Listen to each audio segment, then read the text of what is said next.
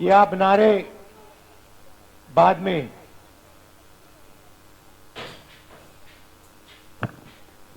देश में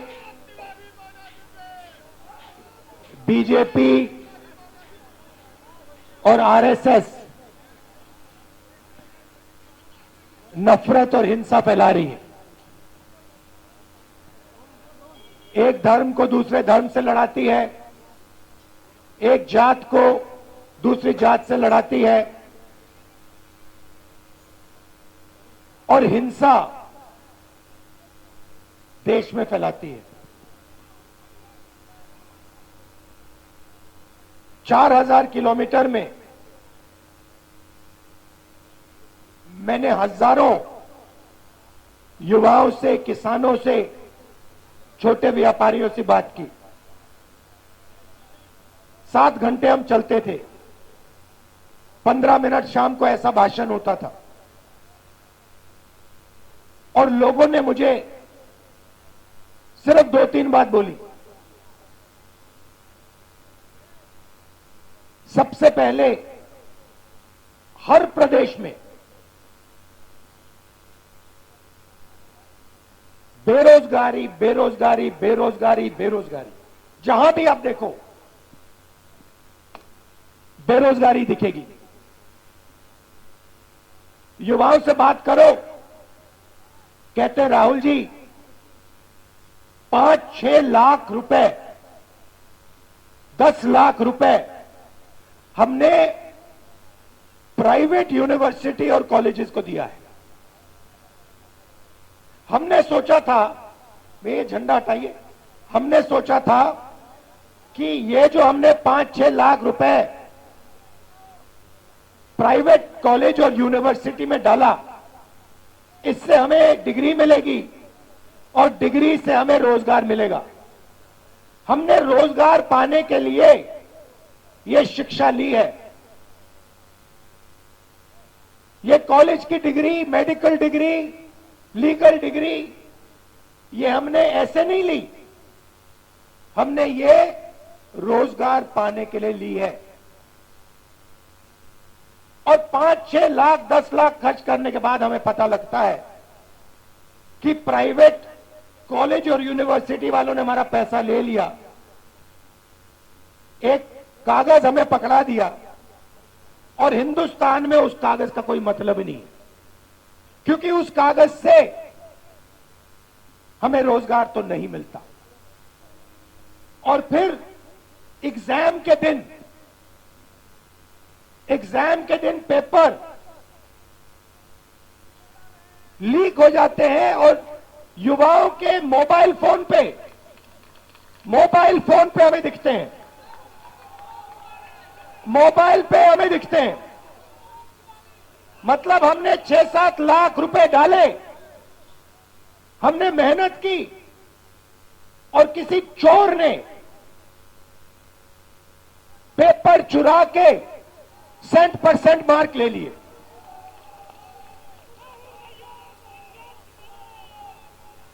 अब जब ये मेरे पास आते थे, नहीं सुनो, डिस्टर्ब मत करो, जब भी मेरे पास ये आते थे, युवा आते थे,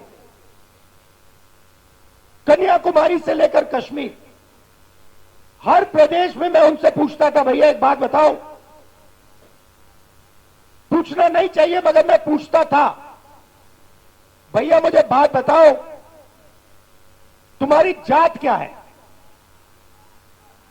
और 90% लोग, कोई मुझे कहे मैं पिछड़ा हूं, कोई मुझे कहे मैं दलित हूं, कोई मैं कुछ कहे मैं आदिवासी हूं।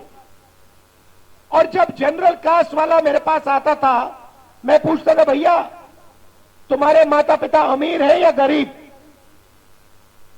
वो कहता था गरीब है।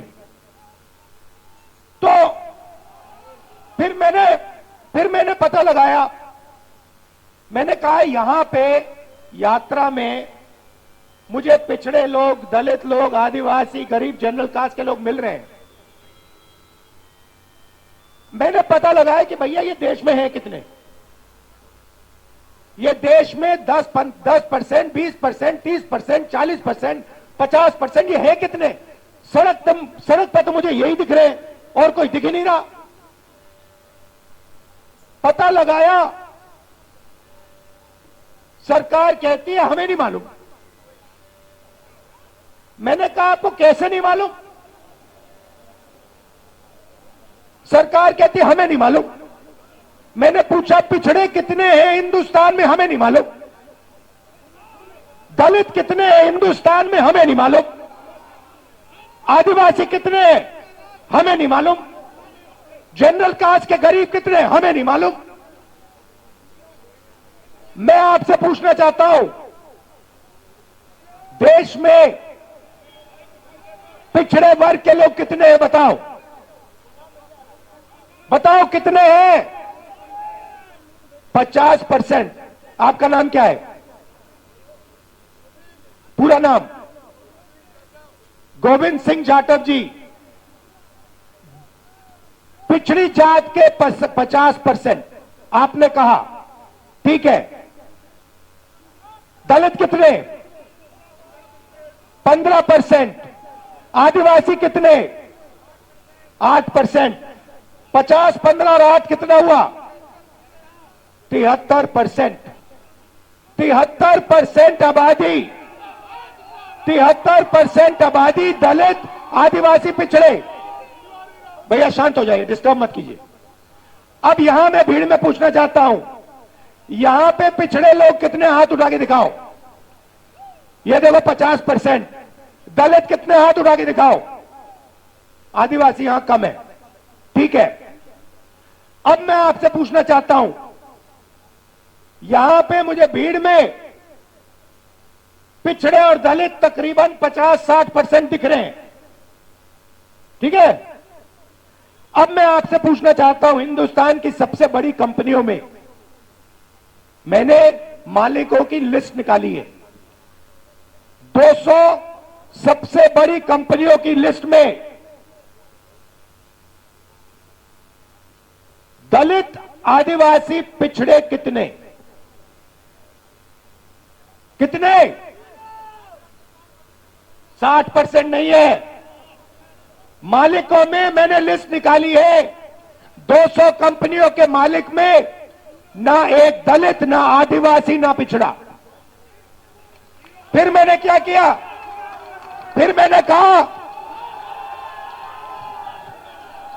कहा ठीक है भैया, ये देश के दलित हैं, आदिवासी हैं, पिछड़े हैं, ये मालिक नहीं बनना चाहते। तो मैंने पता लगाया मैनेजमेंट में कितने लोग हैं। सीनियर मैनेजमेंट में दलित, आदिवासी, पिछड़े 73% के कितने? बोलो बोलो। 0, एक नहीं है। तो जब आप प्राइवेट अस्पताल में जाते हो, यहां पे किसी का पैर टूटा, जब आप प्राइवेट अस्पताल में गए, आपने पैसा दिया, आपने प्राइवेट कॉलेज में पढ़ाई की। जब आपने प्राइवेट कॉलेज, यूनिवर्सिटी में आपने पैसा दिया, आपने किसको दिया? आपने ना दलित को दिया, ना आदिवासी को दिया, ना पिछड़े को दिया, और ना अपने जनरल कास्ट के गरीब व्यक्ति को दिया। मतलब आपकी जेब में से पैसा निकल रहा है और 2-3% लोगों के जेब में जा रहा है। उन 2-3% में ना गरीब जनरल कास्ट का कोई है, ना आदिवासी है, ना दलित है, ना पिछड़ा है। अब सुनिए, अब आप कहोगे मुझे, देखो हम दलित हैं, हम आदिवासी हैं, हम पिछड़े हैं, आप हमारे लिए सपना देख रहे हो, आप चाहते हो कि कॉर्पोरेट हिंदुस्तान में हम भी जाएं, मगर हम में इस सपने को देखने का दम नहीं है। आप कह सकते हो कि हमने हार मान ली, राहुल गांधी ये सपना देख रहा है, मगर हम में वो क्षमता नहीं है, हम में वो दम नहीं है, हम में वो कॉन्फिडेंस नहीं है कि हम हिंदुस्तान की सबसे बड़ी कंपनियों के मालिक बने। आप कह सकते हो, मैं मानूंगा नहीं, मगर आप कह सकते हो। तो फिर चलो, आप कंपनियों में नहीं हो तो फिर मुझे बताओ, मीडिया में आपके कितने लोग, मीडिया में आपके कितने लोग? अब देखो मैडम, आपका नाम क्या है? हाँ, पूरा नाम? हाँ, नीति तनेजा जी हैं, मीडिया की हैं, ठीक है। ये न्यूज तक कंपनी है। आपका नाम क्या है? पूरा नाम क्या है? रक्षा जी, अभी वहां आऊंगा। अब देखिए, यहां पे माइक, सेल फोन पकड़ी रक्षा यादव है, दिशा यादव, और ये दिशा यादव जो है, ये हिंदुस्तान की सबसे बड़ी मीडिया कंपनी की मालिक कभी नहीं बन सकती है, क्योंकि इसके नाम के पीछे यादव शब्द है। ये नहीं बन सकती है। ये कितना भी पसीना दे दे अपना, कितना भी खून दे दे अपना, ये पिछड़े वर्ग की है, ये हिंदुस्तान की मीडिया कंपनी की मालिक नहीं बन सकती है। ऐसे ही ये लड़की, ये दिन भर कैमरा लिए घूमेगी, 24 घंटा कैमरा लिए घूमेगी, मगर जो इसके मालिक इसे कहेंगे वो इसको दिखाना पड़ेगा। जो ये दिखाना चाहती है वो नहीं दिखाया जाएगा। क्यों? क्योंकि ये पिछड़े वर्ग की है। मीडिया में आपका कोई मालिक नहीं, सीनियर मैनेजमेंट में, बड़े पत्रकारों में आपका एक आदमी नहीं। अब मैं कहता हूं ठीक है, पिछड़े लोग के, दलित आदिवासी लोग मीडिया में भी नहीं जाना चाहते। चलो मीडिया छोड़ो, प्राइवेट अस्पताल छोड़ो, प्राइवेट यूनिवर्सिटी कॉलेज छोड़ो, मुझे हाई कोर्ट का बता दो। हाई कोर्ट में दलित आदिवासी पिछड़े कितने हैं बताओ? चुप हो गए, दम नहीं है आप में, आप सोए हुए हो।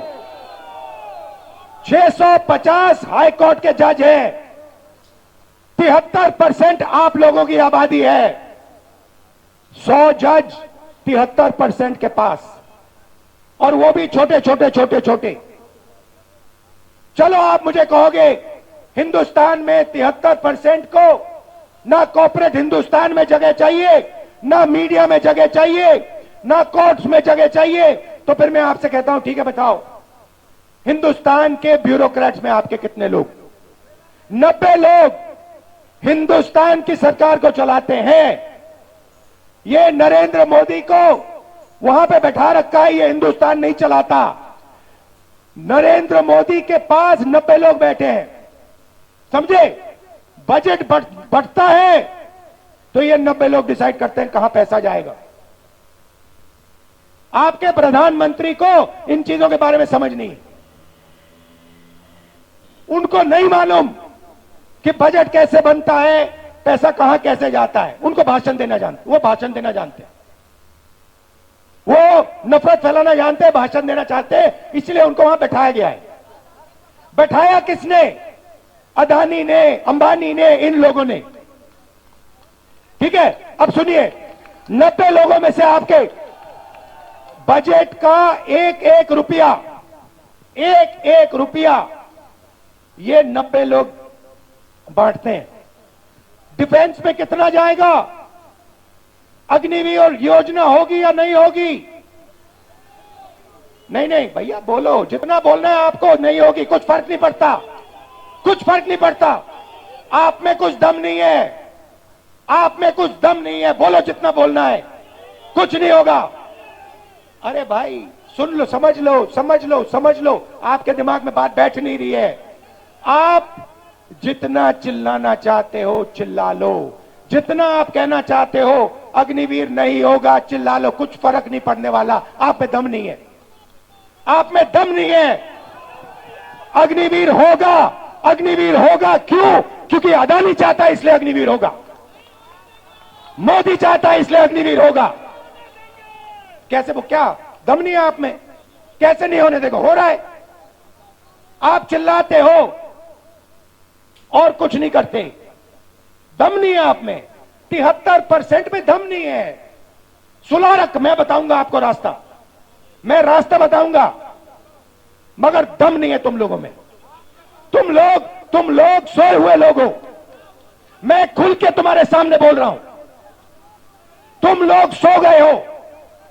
73% हिंदुस्तान का जो बब्बर शेर है, जो इस देश को चलाता है, जो इस देश को आगे ले जाता है, वो सो गया है, डर गया है। ये देश की सच्चाई है। आप कहो जितना कहना है, अग्निवीर नहीं होगा, अग्निवीर नहीं होगा, नहीं होगा। 73% में दम नहीं है। होगा, कैसे नहीं होगा? अदानी ने डिसाइड किया होगा, होगा। नरेंद्र मोदी ने डिसाइड किया होगा, होगा। 90 ब्यूरोक्रेट्स ने डिसाइड किया है, होगा, होगा। दम नहीं है तुम में। अब सुनो, 90 लोगों में से आर्मी में कितना पैसा जाता है वो डिसाइड करते हैं, स्वास्थ्य में कितना जाएगा वो डिसाइड करते हैं, किसान बिल वो डिसाइड करते हैं। 90 में से आपका कितना? 90 में से दलित आदिवासी पिछड़ों की कितनी भागीदारी मुझे बताओ? 90 में से 3 ओबीसी, 3 दलित, 1 आदिवासी, 90 में से 7 आपके। और सुनो, पता कहां बैठे? बड़ी बड़ी मिनिस्ट्री में नहीं बैठे, डिफेंस मिनिस्ट्री में नहीं बैठे, फाइनेंस मिनिस्ट्री में नहीं बैठे। कहां बैठे? छोटे से कमरे में बैठे हैं पीछे। और उनको कहा जाता है, तुम लोग चुप हो जाओ, ज्यादा बकवास मत करो, नहीं तो तुम्हारा एसीआर उड़ा दिया जाएगा। एसीआर समझते हो? नहीं समझते। एनुअल कॉन्फिडेंशियल रिपोर्ट, जिससे पिछड़े ब्यूरोक्रेट्स की, दलित ब्यूरोक्रेट्स की, आदिवासी ब्यूरोक्रेट्स की रोज हत्या होती है। एसीआर नाम समझ लो। समझे? चुप हो गए? समझे? अब सुनो, 90 में से आपके 3, आपकी आबादी 73%, 73%, 90 में से 3 आपके। आप जानते हो 100 रुपए में से अगर हिंदुस्तान की सरकार 100 रुपए खर्च करती है, आप जानते हो आपकी कितनी भागीदारी है? 73%। जानते हो? 100 में से 73% की भागीदारी 6 रुपए 10 पैसे। 100 रुपए का नोट दो मुझे, 100 रुपए का नोट दो मुझे। मैं ठीक से समझाऊंगा आज आपको, तो समझोगे। 100 रुपए का नोट दो। ये रहा 100 रुपए का। अब 6 पैसे की कोई चीज दो मुझे, 6 रुपए की चीज दो मुझे कोई। 6 रुपए निकालो जेब से। ये लो, ये लो 6 रुपए, ये लो, ये लो, ये लो, ये देखो, ये बजट में से 100 रुपए गए ना। अगर 100 रुपए बजट में खर्च हुए,